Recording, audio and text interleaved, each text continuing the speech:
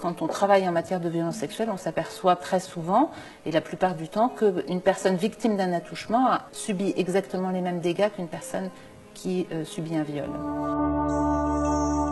Quand on va vers les personnes et qu'on fait des vraies enquêtes, on tombe déjà sur des chiffres aux alentours de 200 000 viols par an, ce qui au passage fait à peu près 530 viols quotidiens dans notre pays.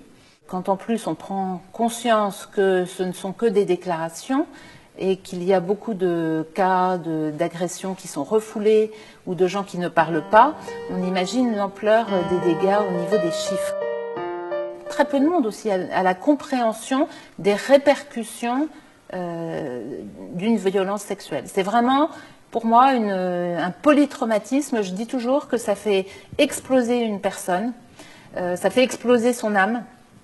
Et dans le travail de thérapeutique, il faut aller remettre la personne en unité, qu'elle revienne vers elle. Et c'est pour ça qu'en psychiatrie, on parle toujours des processus dissociatifs ou autres, c'est l'explosion. Mais ça ne se passe pas que sur le plan psychiatrique. Voilà. Donc tout le travail, c'est vraiment de remettre les gens en unité. Très très important.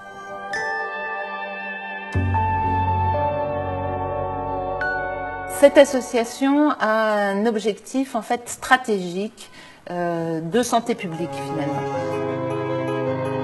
L'association a bien sûr pour mission d'informer déjà, pour faire prendre conscience, parce que si on veut que les choses bougent dans notre pays, il faut déjà qu'il y ait cette prise de conscience.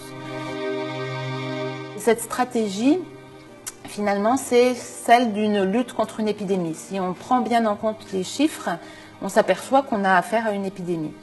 Et on a positionné la stratégie comme une lutte, une stratégie d'éradication d'une épidémie de type viral. Et ça a l'intérêt également de faire comprendre que potentiellement on peut transmettre cette infection. Et cela permet de comprendre ce qui se passe quand on a affaire à un agresseur. Quand on a affaire à un agresseur dans le domaine des violences sexuelles, très souvent, quand on creuse, qu'on fait vraiment travailler les personnes en profondeur, on s'aperçoit que ces personnes ont elles-mêmes été victimes de violences sexuelles. Que fait-on quand on veut lutter contre une infection virale, contre une épidémie virale? On met en place une stratégie vaccinale. Et ces stratégies vaccinales, effectivement, sont pensées sur le long terme.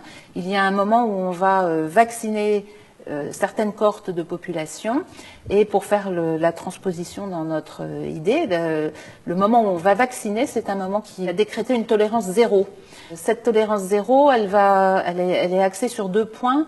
Ne plus faire de différence entre agression sexuelle et viol, et de vraiment faire une entité qui reconnaisse ce qu'est cette intrusion dans l'intimité qui est un crime contre l'humain. Et le deuxième aspect est d'obtenir l'imprescriptibilité, puisque aujourd'hui dans notre pays, on donne finalement toujours l'autorisation d'agresser, puisque ces crimes ne sont pas punis définitivement. Tout le monde devrait se sentir concerné. Donc l'idée est déjà d'entraîner une mobilisation citoyenne par rapport à ce projet.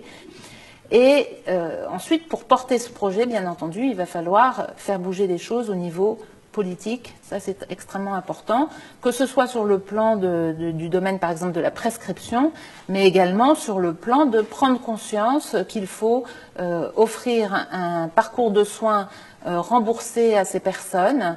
Donc là, au niveau politique, on a effectivement beaucoup de plans d'action nécessaires à mettre en œuvre.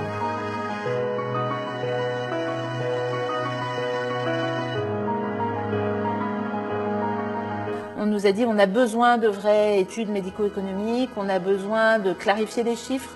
Donc nous avons besoin de mettre en place des études épidémiologiques très très précises et beaucoup d'autres actions. Donc oui, on a besoin de soutien, c'est extrêmement important.